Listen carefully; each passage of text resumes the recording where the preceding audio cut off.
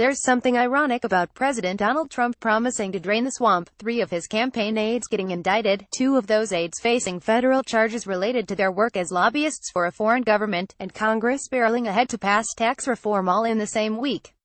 If the events seem unrelated, they're really not, because the entire illegal scheme that Special Prosecutor Robert Mueller described in the indictments of Paul Manafort and Rick Gates on Monday had one ultimate goal: to influence members of Congress, in this case on matters related to the government of Ukraine.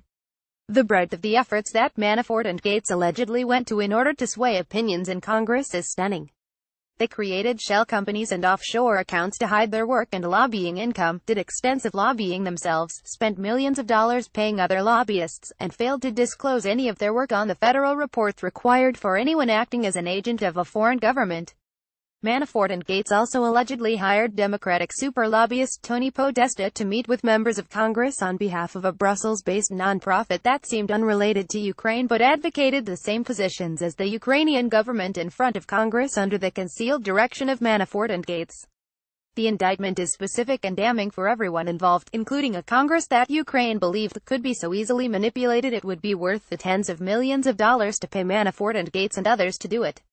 There is no mention of which members of Congress and their staffs were targeted, but it's clear from the language that many were, at the direction of Manafort and Gates, Company A and Company B, engaged in extensive lobbying, the indictment says. Among other things, they lobbied multiple members of Congress and their staffs about Ukraine sanctions, the validity of Ukraine elections, and several other issues.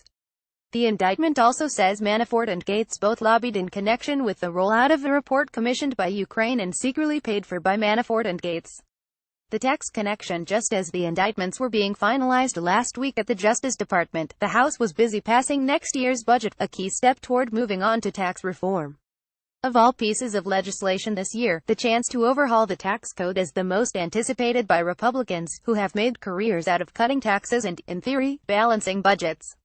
That the House-passed budget allows for adding up to $1.5 trillion to the deficit over the next 10 years is an early tell that this bill is not only something Republicans want to pass, it's something they're so desperate to pass they're not going to sweat the small stuff, or the big stuff, to get it done, and fast. Because next year is a key midterm election year, senior Republicans acknowledge they could be facing a bloodbath without at least one accomplishment like tax reform to take to voters. So the goal is to get tax reform done by the end of the year. The must-pass nature of tax reform, along with the velocity GOP leaders want, as well as the complexity of any bill that seeks to change even a small piece of the tax code, have combined to create a frenzy among Washington lobbyists looking to get something in, on, or out of the bill. The National Association of Home Builders told Bloomberg News it's at DEFCON 1 in its efforts to get language into the bill related to a tax deduction for mortgage interest and state property taxes.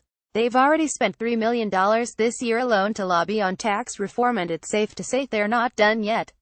Other intense lobbying efforts have changed the bill even before it's to be released on Wednesday. State and local taxes were set to be taken away as deductions, but now property taxes, at least, are back in. Likewise, 401k contributions were on the outs for special treatment, but a tweet from Trump changed that math quickly. Overhaul redux: it's all familiar to anyone who was around the last time Congress tried to really reform the tax code.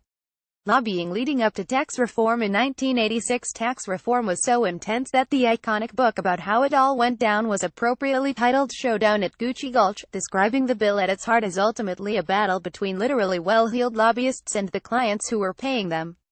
Then, like now, every change for one special interest triggered lobbying from a half-dozen more in the opposite direction, with companies and individuals spending millions all to influence one vote, or a handful, of members of Congress on a single piece of legislation.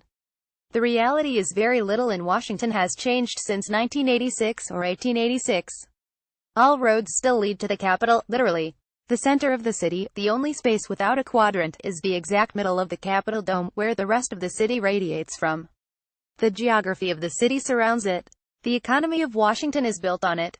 Changing a mind or influencing a vote is worth whatever a person or a company has to pay to get it done. For men like Paul Manafort and Rick Gates, it seemed to be worth even more than that. This week proves that, at least from the outside, Washington is still the bipartisan swamp the president had wanted to drain, and may even be a more fertile habitat with a new president in the White House and legislation that needs to move. The only people who can change that are members of Congress, who are at the center of every conceivable attempt in the country, and now even the world, to get them to vote according to someone else's best interest when they've taken an oath to act in the best interests of the country. If they could do that one job, the swamp will eventually drain itself. Roll call columnist Patricia Murphy covers national politics for the Daily Beast. Previously, she was the Capitol Hill bureau chief for Politics Daily and founder and editor of Citizen Jane Politics. Follow her on Twitter at @1PatriciaMurphy. Get breaking news alerts and more from Roll Call on your iPhone or your Android.